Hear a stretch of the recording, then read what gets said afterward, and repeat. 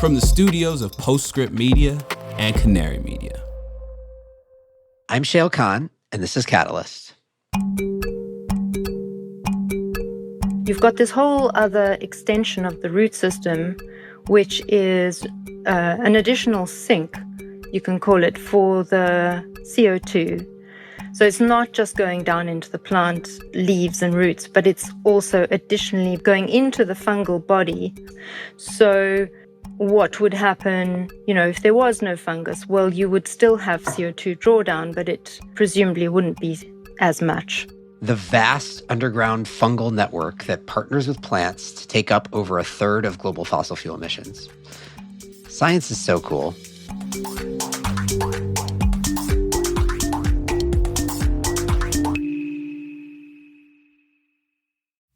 Let's face it, environmental news is often very depressing. That's why we focus on solutions on this podcast.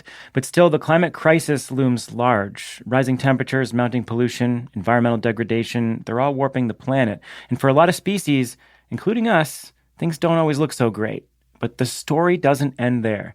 Every Friday, Living Planet, a show from Deutsche Welle, takes you behind the headlines to figure out what's happening and how we'll get through it.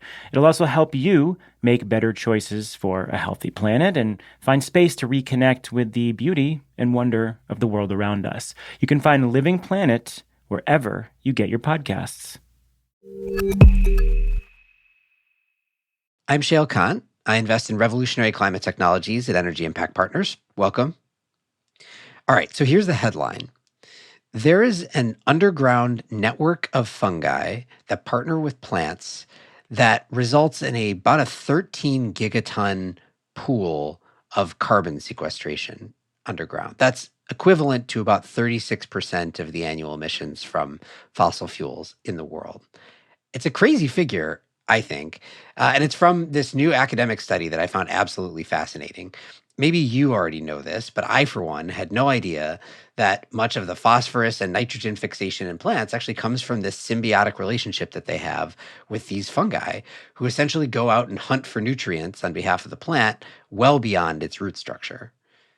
Stepping back, one of the things that I find most fascinating about the way that climate tech is evolving is that there are these communities of people working really hard at strengthening or hacking these massive natural systems that are a part of the global carbon system, which we've thrown out of equilibrium via human activities over the past century or so.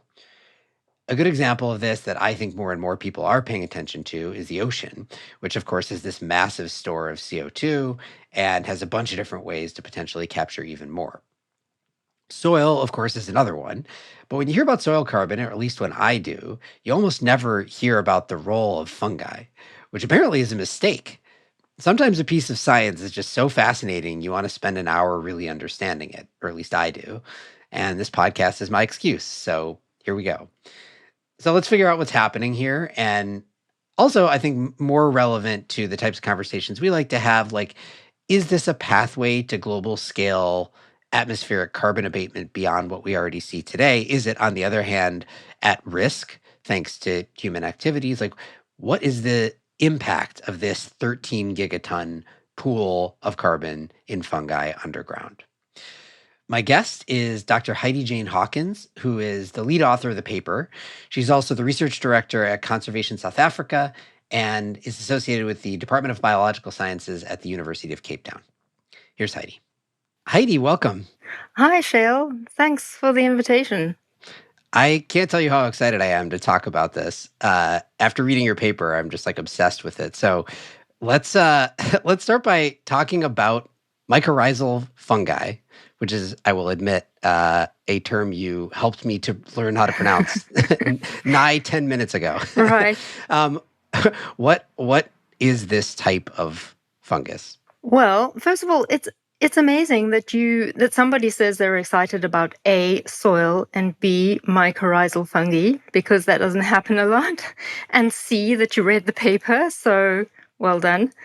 But to your question, so mycorrhizal fungi, the word comes from the Greek, so myco means fungus and rhiza means root, so it literally means fungus root. And so they are fungus root fungi, which sounds odd, but what it means is that hardly a root on the planet is actually just a root. It's very often this association. And so what it is a mutualistic partnership, where the plants, where the fungi, the threads of the fungi form this really close association with the root cells. They either go into the cells or they go around them. And then from there, they spread out into the soil. So I don't know if you've ever looked at your bread mold closely, but it would generally radiate out. And that's exactly what these fungi do. And they've got really small thread-like bits of their body, so they can go into soil pores where roots can't access. Right. So the image that I have in my head, and you can tell me if this is a literal correct image or if I've got it wrong, is I plant a tree, the tree grows roots. Then these fungi, these mycorrhizal fungi, wrap themselves basically around or even intertwined into the roots and then basically extend the root network. They go further out beyond where the roots go to access nutrients for the tree that the tree itself would not be able to reach via its own root structure.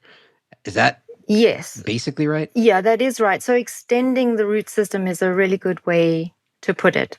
And, it's all sorts of plants, not just trees.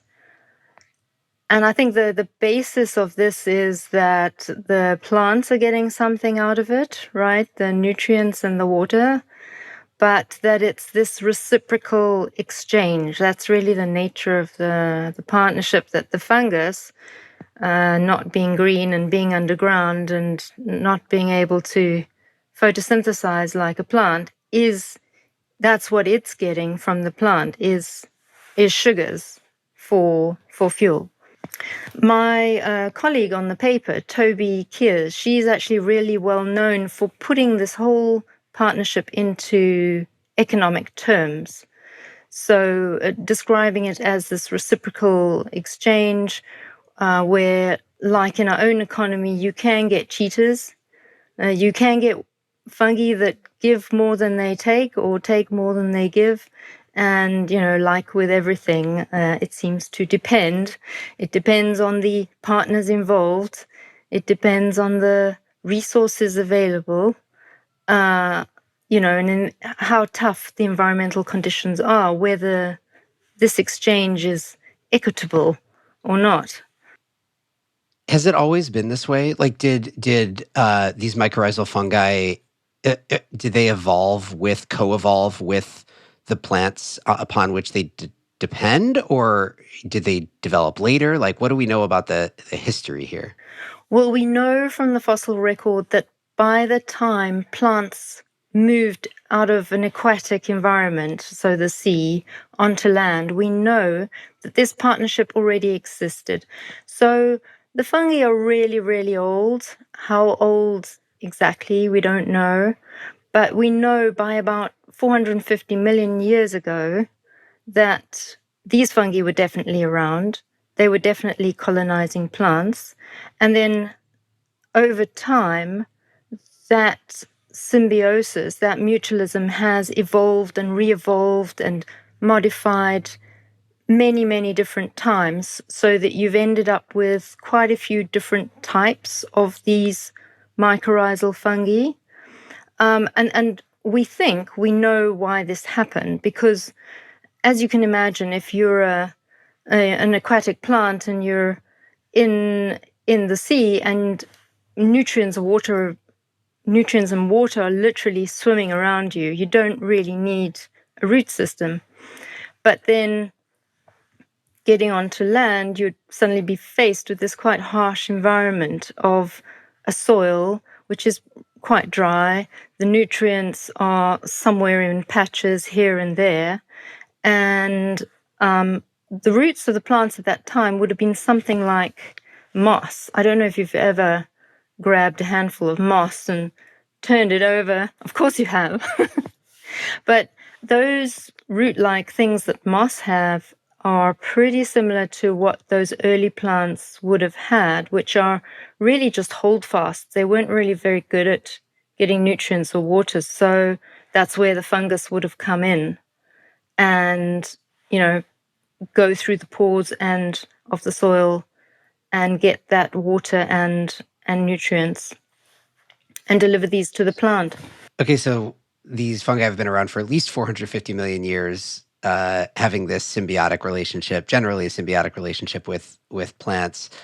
How prevalent are they today? Like, do we have a sense of, is it everywhere? Is it in certain ecosystems? Is it some plants and not others? Is it everywhere? Like, Right. how ubiquitous is this type of fungus? Well, ubiquitous was actually the word I was going to use, because they're on all continents of the globe.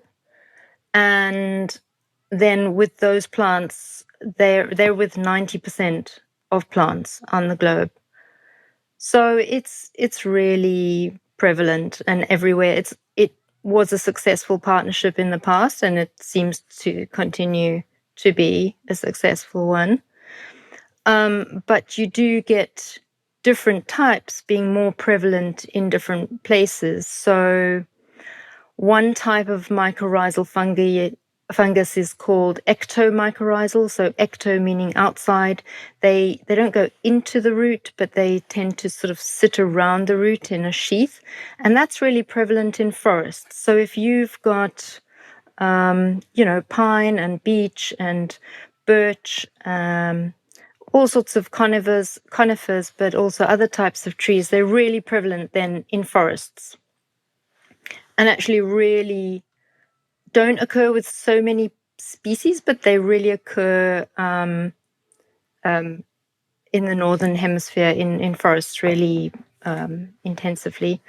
And then you get other types called arbuscular, which are with almost every other type of plant, including crops. And I don't know how long you want me to go on for, but you get ericoid mycorrhizae. They occur with plants in heathlands, including your blueberries and cranberries and crowberries. And you get orchid mycorrhizae, and they've really evolved quite a strange relationship with orchids, in that some orchids actually depend on the mycorrhiza totally, both for their nutrients but also for their carbs. So they've kind of swapped the roles around depending on the stage of the plant's life cycle. So this whole symbiosis has diversified a lot over the ensuing time. Right. Okay, so my presumption here is that the prevalence, the ubiquity, the existence, the history of these mycorrhizal fungi and their relationship to plant life has been known, not to me, but certainly I suspect in your world for quite some time. What's new is this new research that you've published that relates to the magnitude of the role of this mycorrhizal fungi in soil carbon and soil carbon uptake. So high level, before we get into how big a deal it is, like, what is the mechanism? So now we understand that we have these mycorrhizal fungi. They're extensions of a root network, essentially, and they have this symbiotic relationship wherein they trade nutrients basically with a plant or a tree. What happens with CO2? What is the role? What is the mechanism through which CO2 uptake goes through these fungi? Right. So just to come back to what is known, it's been known for a long time that how the CO2 reaches, into the fungus. It's just that we're the first to make a global estimate of the extent of this carbon pool. So, but to come back to your question, it's really all happening at the level of the root cells, but where it begins is with CO2 fixation by green plants.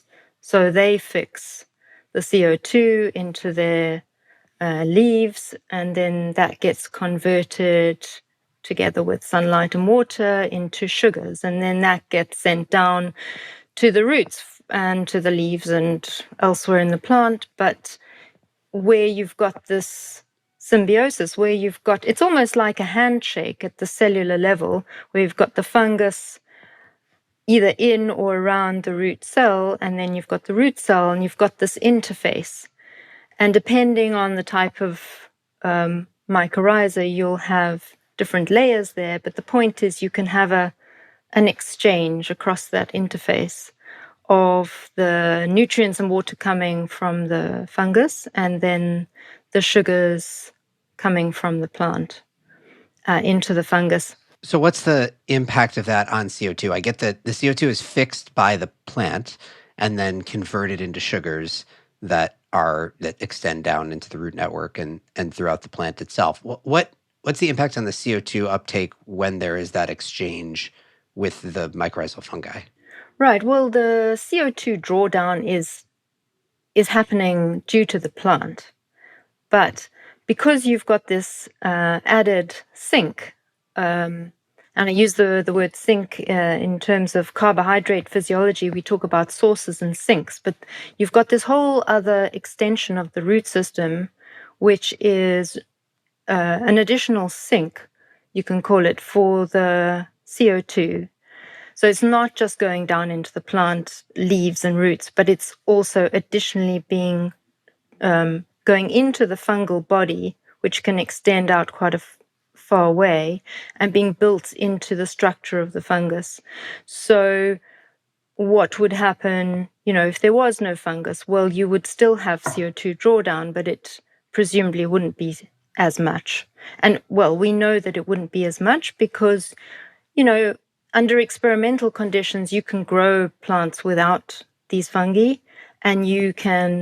or with them, and then you can measure what the cost is in terms of CO2 that's now, instead of being used in the plant, is being sent to the fungus.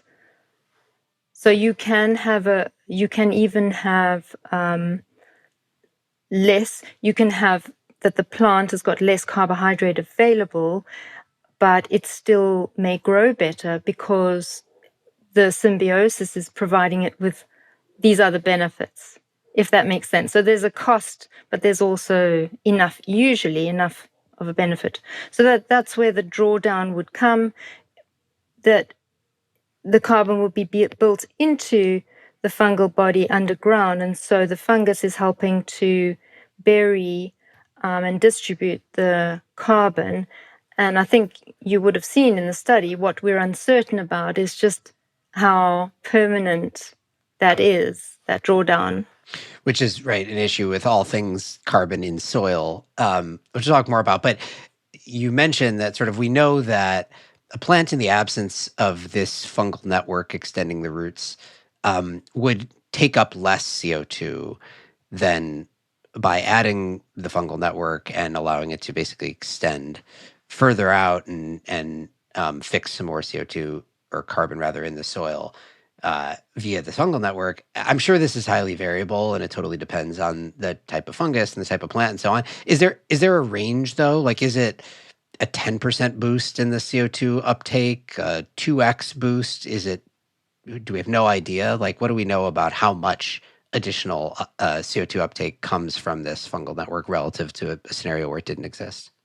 So you can have a boost of the photosynthetic rate, and I haven't tried to put that into, okay, how many molecules of CO2 is that? But you can have a boost of 5 to 20% of the plant's photosynthetic rate, so amount of CO2 per meter squared per second.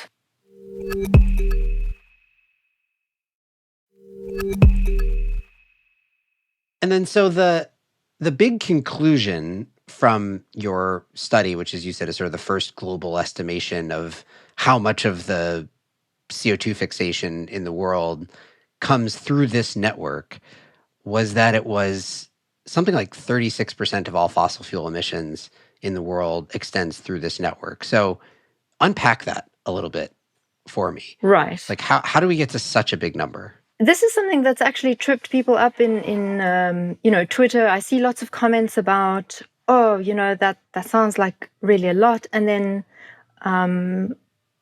it gives the impression that somehow mycorrhiza are this massive carbon reduction mechanism. So I think if you take, all the carbon that is in the soil, I did little calculation a little bit earlier, and we come up with a massive amount. If we express it in CO2 equivalents, it's nearly 9,000. And our mycorrhizal pool is about 13 gigatons of CO2 equivalents. So you can see if you express it as a function of the whole soil carbon sink, then it's really like 0.1%. And if we look at the forest sink, which is about nearly 1,500 gigatons of CO2 equivalents, then compared to that, our mycorrhizal pool is about 1%. So I hope that sort of puts it in perspective. Whereas if we look at our emissions, yeah, it is 36% of that. I think maybe what is difficult is thinking about additionality. This process is going on all the time, regardless. It's not like we can somehow use mycorrhiza to additionally now draw down more CO2 than they are already. The use of the energy-related emissions was just a way to give people a reference point, like how much, CO2 is this? Because you can say a number like 13 gigatons of CO2 equivalents, and it is pretty meaningless to most people. So I hope that puts it into perspective. But yeah, it is a lot. The number is big. Why? So, point taken on the size of the sink. 13 gigatons, if you're thinking of it in the context of, exactly, what do we need to do to decarbonize, right? We emit 50 gigatons a year globally, roughly. So we're trying to get from 50 to zero. So here's a 13 gigaton sink. And I mean, you said we can't use this to draw down more CO2. I'm curious why that is. You imagine that, all right, we've got a 13 gigaton sink here. If we do things, this is the issue with forestry and stuff like that as well, which is there's this gigantic sink, but we're affecting the size of that sink in both negative and positive ways. When we deforest, we're negatively affecting it. When we plant trees, we're positively affecting it. And so if you've got something on the scale of 13 gigatons, if you could do something that either increases that by another gigaton or decreases it by another gigaton, then you're having a meaningful impact on our pathway to decarbonization. You don't think there's a way to, I don't know, creatively increase or is it a bad idea, I guess, from an ecosystem standpoint, to think about how to creatively increase either the presence of mycorrhizal fungi or its ability to uptake carbon? Yeah, no, I definitely do. I mean, it is a meaningful carbon pool. And as we said in the paper, there's a lot of uncertainty around the number that we put to it, and it actually may be much larger. So we may have underestimated it because we only use that external part of the fungal threads that extend out into the soil, whereas you can have almost double the amount inside the plant. So we, on that side, may have underestimated it.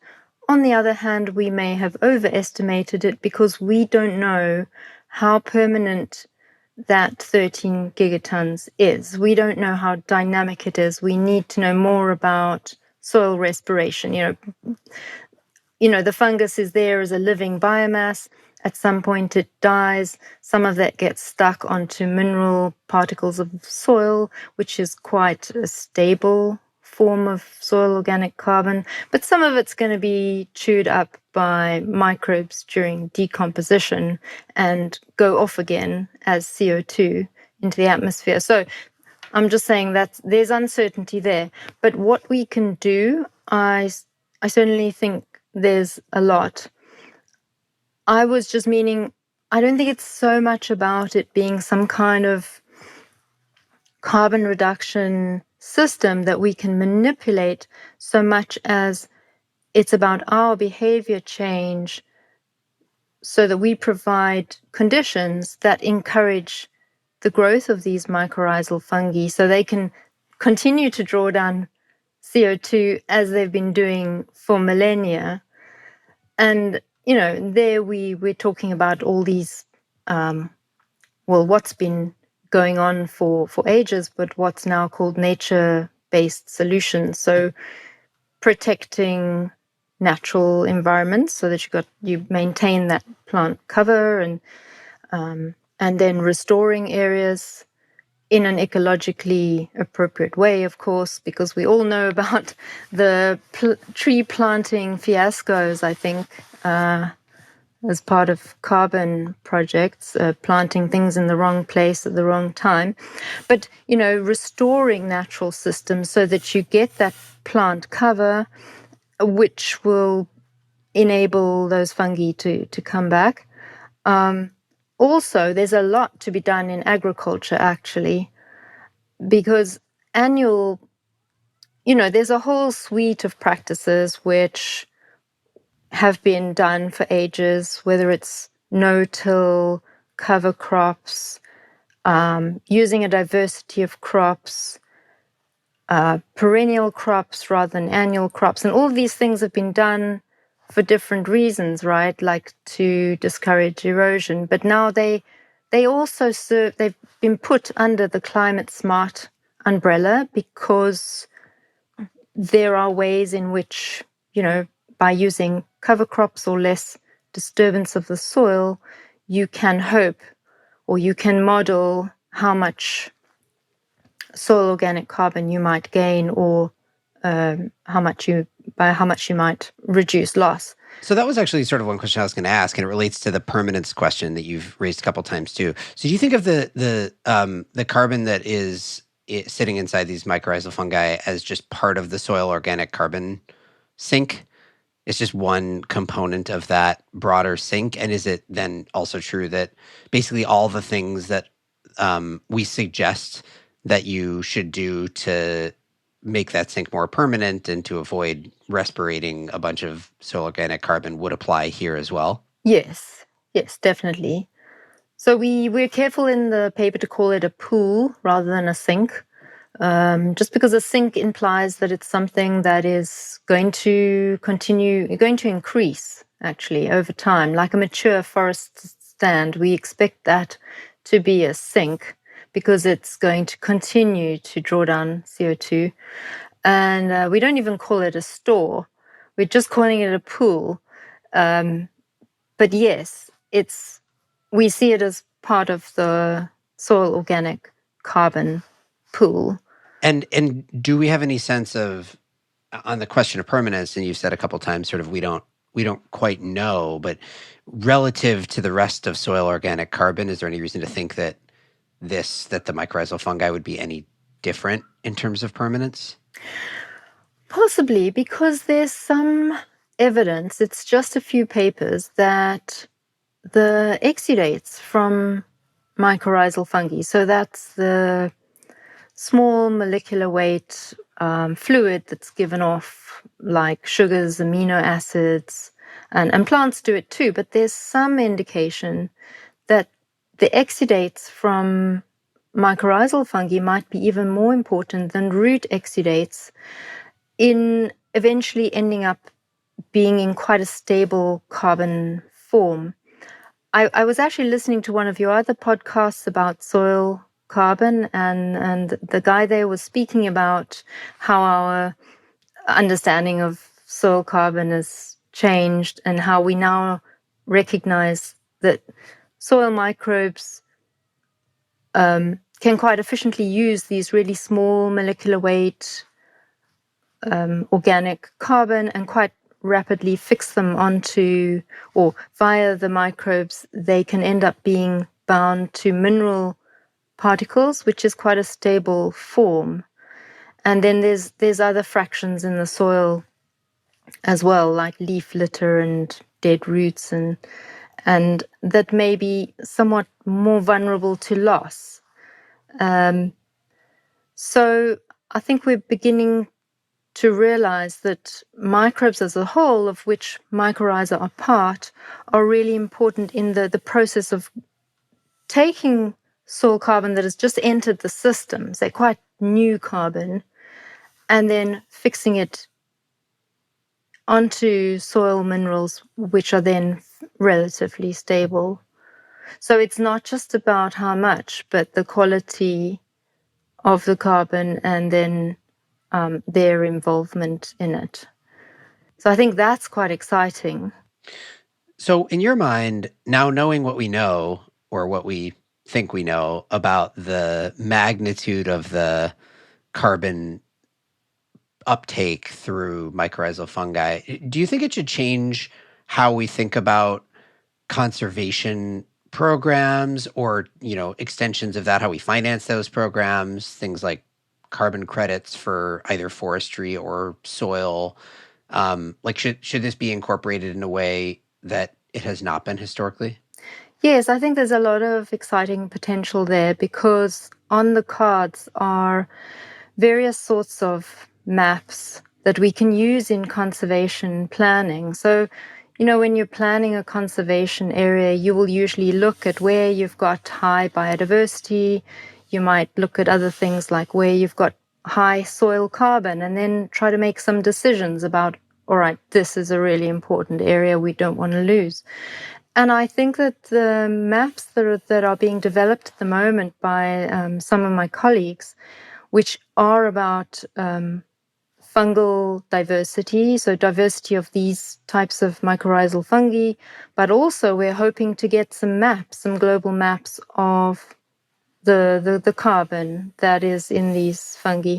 And if we can overlay these together with those other spatial layers, I think this just gives us another tool for land use planning. And in the same way, if we're setting up some sort of carbon offsets project in conservation, then this is just another tool to help us decide, where should we put our priorities. All right, Heidi. Like I said, I found this stuff really fascinating. I probably should have already known about it a little bit, but I didn't.